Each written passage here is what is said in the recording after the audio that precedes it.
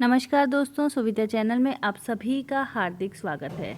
हम पिछली क्लास में बात कर रहे थे क्लास 6 का सोशल साइंस में हिस्ट्री का चैप्टर नंबर 2।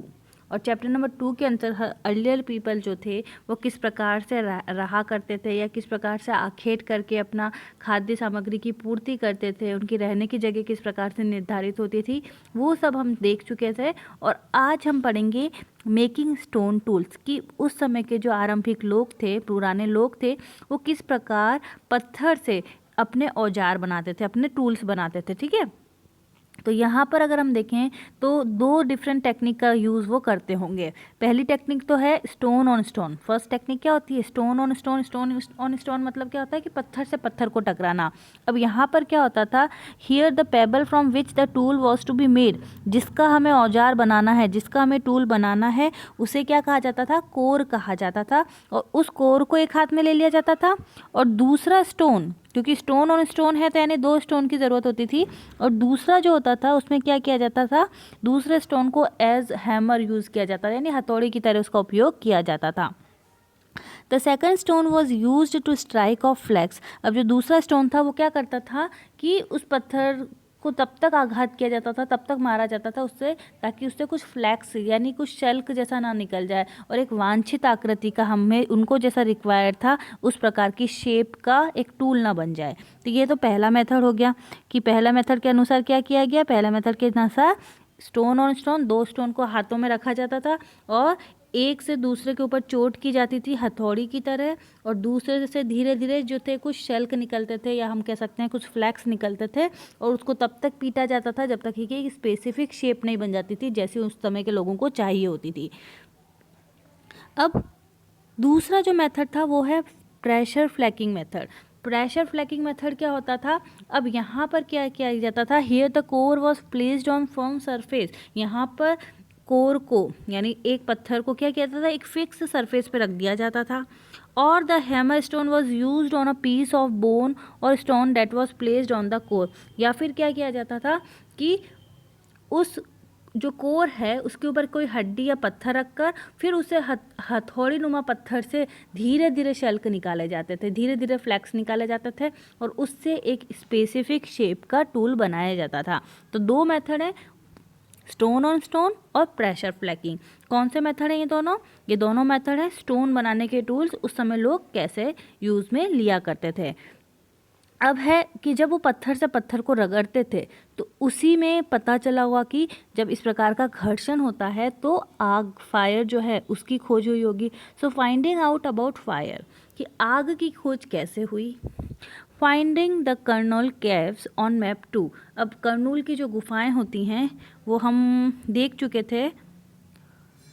आप वापस मैप अगर देखेंगे तो यहाँ पर आप देख सकते हैं कि कुरनूल की जो ये केव्स हैं, ये जो पूरा एरिया है, यहाँ पर आपको कुरनूल की केव्स यहाँ पर आपको दिख रही हैं। तो आप भी मानचित्र वापस देखिएगा तो यहाँ पर क्या पता चला है कि यहाँ पर कुछ एशेज मिले हैं, राख के अवशेष मिले हैं। अब राख का अवशेष मिलना क्या बताता है कि यहाँ पर उन लोगों को उस समय आग की खोज उन्होंने कर ली होगी। कि हाँ भाई, किस प्रकार से की होगी ये नहीं पता, पर ये पता चल जाता है कि वहाँ पर क्या है, ऐश मिली है। तो कुरनूल केव्स को हमने मैप 2 में अभी देख लिया है। Traces of ash have been found here, यहाँ पर क्या है, राख के अवशेष मिले हैं। This suggest that people were familiar with the use of fire. इसका मतलब क्या है, उस समय लोगों को आग लगाना तो जानते थे वो। Fire could have been used for many things. अब वो फायर बहुत सारे रीजंस के लिए लगा सकते होंगे। हो सकता है कि वो लाइट के लिए, प्रकाश उन्हें चाहिए होता था, या अपने मीट को पकाने के लिए, या खतरनाक जानवरों से दूर भागने के लिए।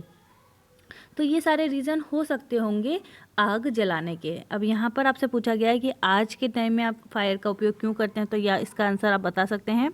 नाउ नेक्स्ट, अ चेंजिंग एनवायरनमेंट। अब क्या हुआ है, टाइम के साथ जलवायु जो थी उसमें बदलाव आया। ओके, तो बदलती जलवायु, जो एनवायरनमेंट था, जो आसपास का जो मौसम था, उसमें धीरे धीरे क्या हुआ, चेंजेस आने लगे। Around 12,000 years ago, there were major changes in the climate of the world, with a shift of relatively warm conditions. अब 12,000 साल पहले की जो दुनिया थी उस समय जलवायु में बहुत ज़्यादा चेंजेस आए, और वो चेंजेस ऐसे थे कि धीरे धीरे क्या था, टेम्परेचर बढ़ने लगा, गर्मी होने लगी. In many areas this lead to the development of grassland, और इसकी वजह से बहुत सारी जगह पर क्या बन गए, घास के मैदान बन गए. इससे क्या होगा, this turn to lead to an increase of the number of deer, antelope, goat, sheep and cattle. इस वजह से क्या होने लगा कि जो घास खाने वाले जो जानवर हैं, चाहे वो हिरन हो गया या बारहसिंगा हो गया, भेड़, बकरी, गाय, उन सब के नंबर धीरे धीरे क्या होने लगे, बढ़ने लगे. ओके, तो क्या हुआ, 12,000 साल पहले की दुनिया में जलवायु में बहुत सारे चेंजेस आए. चेंजेस आने की वजह से वहाँ पर टेम्परेचर धीरे धीरे इंक्रीज होने लगा, उससे घास के मैदान बने, और घास के मैदान से घास पे जो सर्वाइव करने वाले जानवर हैं उनके नंबर बढ़ने लगे. Now those who hunted these animals now followed them. अब जो लोग इनका शिकार करते थे, हिरन का, भेड़ का, बकरी का, गाय का, वो क्या था, इनके पीछे पीछे आने लगे. Learning about their food habits and their breeding seasons. अब वो उनको थोड़ा जानकारी लेने लगी कि वो क्या खाते पीते हैं, उनका प्रजनन का, उनको जो रिप्रोडक्शन का जो टाइमिंग होता है, वो प्रोसेस क्या होता है, तो उनका पूरा ब्रीडिंग सीजन जो था वो उन्होंने धीरे धीरे पता करना शुरू किया, उनकी जानकारी लेने लगे. It is likely that this helped people to start thinking about herding and rearing these animals themself. इससे क्या हुआ कि वो उन जानवरों के बारे में सोचने लगे कि हाँ, इनको कैसे पाला जा सकता है. और उसी समय क्या था, फिशिंग ऑल्सो बिकेम इम्पॉर्टेंट. उस समय जो मछली का पालन करना था या मछली से भोजन को प्राप्त करना था, ये भी बहुत मुख्य हो चुका था. This was also a time when several green bearing grasses including wheat, barley, rice grew naturally in different parts of the subcontinent. अब उस समय क्या होने लगा कि उपमहाद्वीप के जो अलग अलग इलाके थे वहाँ पे अपने आप प्राकृतिक रूप से गेहूँ, जौ और धान जो थे वो अपने आप उगने लग गए. Man, women, children probably collected this grains as food. और जो मनुष्य थे, चाहे वो महिलाएं हों, पुरुष हों या बच्चे हों, वो धीरे धीरे क्या करने थे, इस भोजन को धीरे धीरे बटोरना शुरू कर दिए. This may have led them to think about growing plants on their own. और हो सकता होगा कि इसी से उन्होंने अपना जो भोजन था वो ग्रो करना के बारे में उन्होंने सोचना शुरू कर दिया होगा. So now we are talking about names and dates, यानी नाम और तिथियाँ. Archaeologist have given lengthy names for the time that we are studying. अब हम जिस टाइम की आज बात कर रहे हैं, तो आर्कियोलॉजिस्ट जितने भी हैं उन्होंने इनके बहुत बड़े बड़े नाम रखे हैं. They call the earliest period the Palaeolithic. Okay, अब वो जो शुरुआत का जो काल था, हम जो आरंभिक काल के मनुष्यों की बात कर रहे थे, उन्होंने इसे कहा था पुरा पाषाण काल. क्या कहा था, palaeolithic. This comes from two Greek word, palaeo means old and lithos means stone. Okay, तो क्या कहा गया इसे, प्राचीन और पत्थर, ये दो इसके मीनिंग होते हैं. The name points to the important to find the stone tools. और मेन रीज़न क्या था, क्योंकि इस समय पत्थर के औजार जो थे वो बहुत ज़्यादा मिले थे. The Palaeolithic period extend from 2 million years ago to about 12,000 years ago. यानी 20 लाख साल पहले से लेकर 12,000 तक का जो टाइम पीरियड है उसे क्या कहा गया है, पैलियोलिथिक एरिया टाइम कहा गया है. ओके, तो ये जो टाइम पीरियड है वो आपको याद होना चाहिए है. पैलियोलिथिक पीरियड कब से कब तक एक्सटेंड हुआ है, 2 million years ago to about 12,000 years ago. Okay, और इसे भी वापस 3 पार्ट्स में डिवाइड किया है, 3 टाइम जोन्स में डिवाइड किया है. पहला हो जाएगा लोअर, मिडिल और upper. Okay, this long span of life covers 99% of human history. अगर हम बात करें मतलब 99% जो कहानियाँ हैं मनुष्य के इतिहास की, वो इसी समय घटित हुई होंगी. ओके, अब हम बात करते हैं the period when we find environmental change. अब अभी हमने बात कर रही थी कि 12,000 साल पहले से क्या था, कुछ एनवायरमेंटल कंडीशंस में चेंज आने लगे. and beginning about 12,000 years ago till about 10 years ago, that is called mesothelic यानी मिडल स्टोन एरिया टाइम जो था। अब दूसरा जो था वो मीजोलिथिक कहा गया, जिसे मिडल स्टोन टाइम पीरियड भी कहा जाता है। और ये टाइम पीरियड कब से कब तक का, 12,000 साल से लेकर 10,000 साल पहले तक का जो टाइम है वो मीजोलिथिक टाइम पीरियड होगा। Stone tools found during this period are generally tiny and are called microliths। ठीक है, इस समय जो पत्थर पाए जाते थे वो बहुत ही छोटे होते थे, जिन्हें क्या कहा जाता था, इन्हें लघु पाषाण या माइक्रोलिथ कहा जाता था। ठीक है, छोटे पाषाण, छोटे पत्थर। Microliths were probably stuck on the handle of bone और wood to make tools such as saws and sickles. अब ये जो औजार थे वो क्या किया जाता था, हड्डियों या लकड़ियों के साथ लगा के इनसे या तो आरी बनाई जाती थी या हांसिया, जो कि इस प्रकार के औजार बनाए जाते थे। और at the same time older varieties of tool continue to be in use. जो पूरा पाषाण काल था, जो एंशियंट पैलियोलिथिक टाइम था, उस समय जो औजार बनाए जाते थे, जो टूल से बनाए जाते थे, वो भी इस समय देखने को मिले हैं। Look at the illustration on difference in the tools. आपने डायग्राम देखे थे, तो उन डायग्राम में बहुत सारे अलग अलग साइज़ के पत्थर दिखाए गए थे स्टार्टिंग में, तो आप उनको वापस देखिए और आप उसके हिसाब से डिफरेंस पता कर सकते हैं टूल्स में किस प्रकार से डिफरेंस था। अब ये नेक्स्ट स्टेज जो है वो 10,000 साल पहले का है, और 10,000 साल पहले को क्या कहा जाता है, नियोलिथिक यानी नव पाषाण हम कह सकते हैं। और अब नेक्स्ट जो चैप्टर होगा हम उसमें नव पाषाण काल के बारे में ही पढ़ेंगे। अब नियोलिथिक का मतलब क्या होता है ये हम देख लेते हैं। We have also mentioned the name of some places. You will find the names of many more places in later chapters. Well, very often we use present day names of the places where people lived in the past. अब हम यहाँ पर हमने बहुत सारे नाम दिए थे, अलग अलग केव्स के नाम दिए हैं या प्लेसेस के नाम दिए हैं, लेकिन हमें नहीं पता कि उस समय उनके क्या नाम रहे होंगे। हमने आज जो नाम प्रचलित हैं उस आधार पर उनके नाम दिए हैं।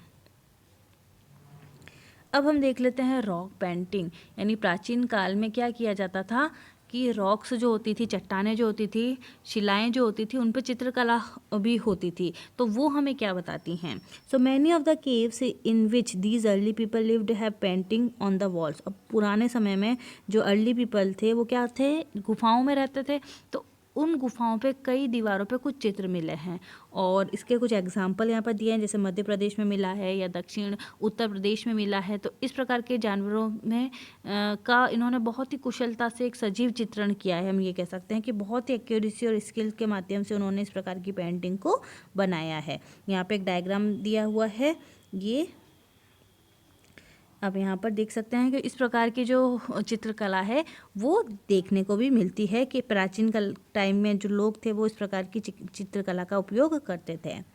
अब नेक्स्ट है हु डिड व्हाट, यानी कौन क्या करता था। नारियां क्या करती थी, नर क्या करते थे, बच्चे क्या करते थे, अब हम सही रूप से तो नहीं बता सकते। So we have seen that the earliest people hunted, gathered plant produce, made stone tools and painted on caves. यानी अब हमें इतना तो पता चल गया कि पुराने टाइम में जो आरंभिक लोग थे वो या तो शिकार करते थे या कंदमूल फल का संग्रह करते थे, औजार बनाते थे और गुफाओं में चित्र भी बनाते थे। Is there any way of finding out whether women hunted or man made stone tools, whether women painted or man gathered fruits and nuts? अब यहाँ पर हमें ऐसे तो कोई क्या साक्ष्य मिले हैं कि महिलाएं शिकार कर रही हैं और जो पुरुष हैं वो औजार बना रहे हैं, या महिलाएं चित्रकारी कर रहे हैं और पुरुष जो है ये सब जो फल फ्रूट जो हैं उनको इकट्ठा कर रहे हैं। लेकिन रियलिटी में हमें इसका कोई नॉलेज नहीं है। लेकिन ये भी हो सकता है, यहाँ पर दे रखा है कि दो पॉसिबिलिटीज़ हो सकती हैं। At least there are how many possibilities? Two possibilities are there. It is likely that both man and woman may have done many of these things together. ऐसा हो सकता था, हुआ होगा कि नर और नारी दोनों मिलकर इस प्रकार के काम एक साथ किया करते होंगे। It is also possible that some task were done only by women and other are done by man. और ऐसा भी हो सकता है कि कुछ जो वर्क है वो पुरुषों के साथ द्वारा किया जाता होगा और कुछ महिलाओं के द्वारा किया जाता होगा। And again there could have been different practice in different parts of the subcontinent. और इसके अलावा भी अलग अलग क्षेत्रों में कुछ अलग अलग परंपराएं रही होंगी। तो ये हमने बात की। अब हम देख लेते हैं ऑस्ट्रिचेज इन इंडिया। ओके, भारत में ऑस्ट्रिच थे कि नहीं। ऑस्ट्रिच यानी क्या होता है, शुतुरमुर्ग। सो भारत में अगर हम देखें तो जो पैलियोलिथिक टाइम था, जो इतना प्राचीन, पूरा प्राचीन काल जो था, उस समय शुतुरमुर्ग प्रेजेंट होते थे। क्यों? क्योंकि महाराष्ट्र का जो पटनी एरिया है वहाँ पर शुतुरमुर्ग के अंडों के कुछ अवशेष भी मिले हैं और उसके जो छिलके होते हैं उस पर कुछ चित्रकारी भी मिली है।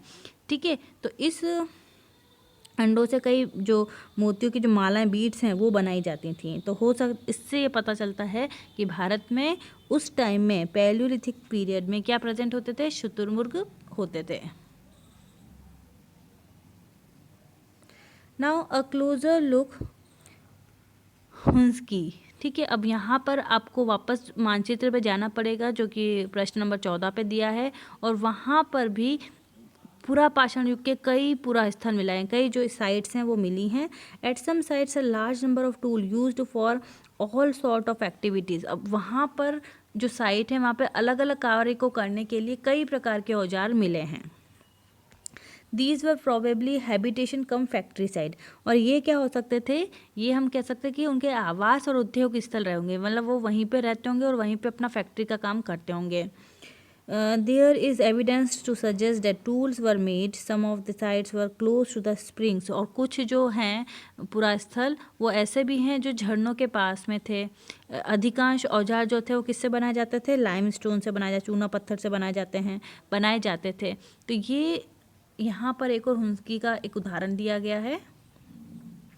उसके बाद हम अन्य एल्सवेयर अगर बात करें तो आपको एटलस में एक तो फ्रांस को ढूंढना है, और यहाँ पर एक डायग्राम दिया हुआ है, ये डायग्राम, और ये डायग्राम आप पता करें कि ये जो है एक फ्रांस की गुफा से लिया गया है, और इसकी खोज 100 साल पहले 4 स्कूल के बच्चों ने की थी। ठीक है, और ये पता लगा है कि ये जो पेंटिंग है वो आज से 20,000 साल से लेकर 10,000 साल पहले के बीच में बनाई गई होगी, और इसमें अलग अलग कुछ रंग के चित्र दिए गए हैं जिसमें जंगली घोड़े, गाय, भैंस, गेंडा, रेंडियर, बारहसिंगा और सूअर को गहरे चमकीले रंग से बताया गया है।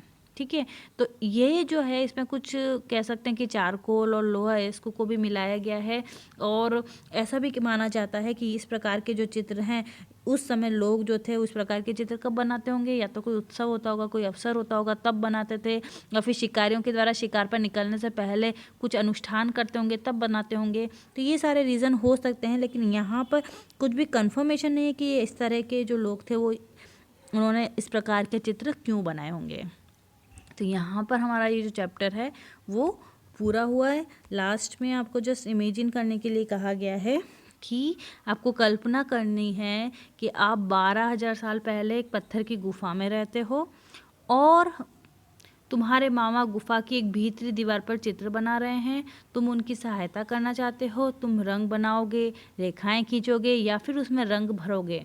तुम्हारे मामा तुम्हें कौन सी कहानियाँ सुनाएंगे? तो इस पर आपको क्या करना है? जस्ट कल्पना करके अपने थॉट्स को, अपने विचारों को व्यक्त करना है। तो यहाँ पे हमने ये चैप्टर पूरा किया। बहुत बहुत धन्यवाद।